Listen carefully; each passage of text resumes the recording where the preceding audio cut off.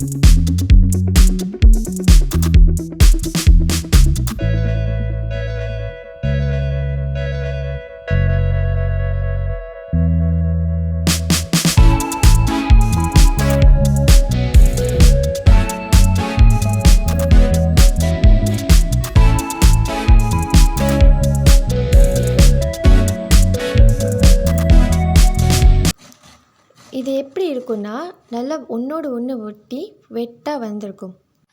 இப்போ ஒரு பாத்திரத்தில் 2 டேபிள் ஸ்பூன் கீ போட்டுட்டு நம்ம வச்சுருக்கிற கேஷ்யூ நட்ஸும் கிஸ்மிஸும் இதில் போட்டு நல்லா ரோஸ்ட் பண்ணி எடுத்துக்கோங்க.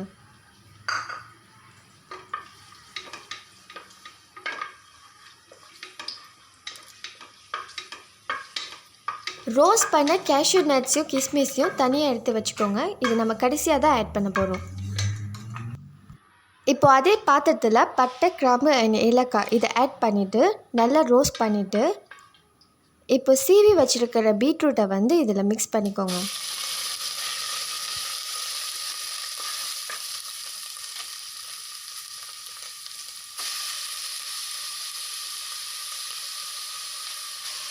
இப்போ இது ஒரு 5 to 10 minutes நல்லா மிக்ஸ் பண்ணி எடுத்துக்கோங்க. இதோட ரா ஸ்மெல் போகிற வரையும் நம்ம நல்லா மிக்ஸ் பண்ணணும்.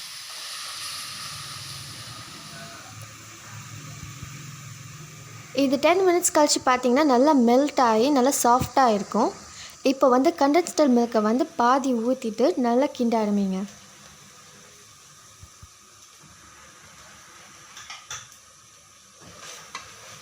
இப்படி நல்லா கிண்டணும். எப்படின்னா வந்து பாலும் வந்து பீட்ரூட்டும் மிக்ஸ் ஆகிற வரையும்.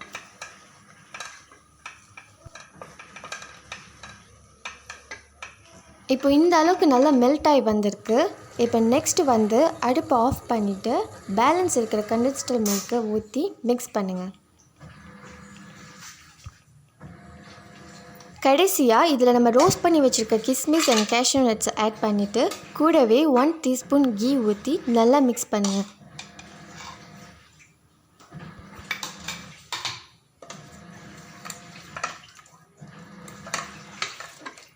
இப்போ இதை வந்து ஒரு பவுலில் ட்ரான்ஸ்ஃபர் பண்ணிவிட்டு 2 hours இதை ரெஸ்ட் பண்ண விட்டுருங்க. நீங்கள் எவ்வளோ இதை ரெஸ்ட் பண்ண விடுறீங்களோ அவ்வளோ இது இறுகிடும். இப்போ பாருங்கள், இது வந்து ஒரு அல்வா டைப்பில் வந்துருச்சு. இதை நீங்கள் பீட்ரூட் அல்வா, பீட்ரூட் ஸ்வீட் இல்லை பீட்ரூட் பச்சடி எப்படி வேணாலும் சொல்லலாம். ஆனால் டேஸ்ட்டு ஒன்று தான். இந்த ரெசிபி பிடிச்சிருந்தா கண்டிப்பாக லைக் பண்ணுங்கள், ஷேர் பண்ணுங்கள், சப்ஸ்கிரைப் பண்ணுங்கள். ஃபேஸ்புக் அண்ட் இன்ஸ்டாகிராம்லேயும் ஃபாலோ பண்ணுங்கள்.